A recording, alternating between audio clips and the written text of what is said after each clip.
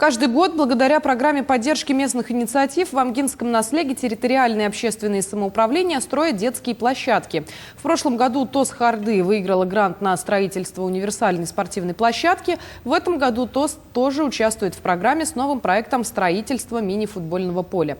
Таким образом, население ежегодно принимает участие, инициируя новые проекты социально-экономического развития, участвуя в отборочных голосованиях, а самое главное, вносит посильный вклад денежными средствами в реализацию каждого проекта. По проекту второго этапа сумма составила 2 миллиона 660 тысяч, из них 2 миллиона республиканское финансирование, остальные средства за счет наслега. Тренажеров всего 6 штук. Также у нас там входит стол для шахмат, теннисный стол, для детей и для взрослых спортивное оборудование, как воркаут, рукоходы. Мы в этом году еще раз участвовали в этой программе и пока что выиграли голосование. И третий этап у нас будет футбольное поле. Это мини-футбольное поле, покрытие. У нас первые работы по футбольному полю уже начаты, как вы видите, да?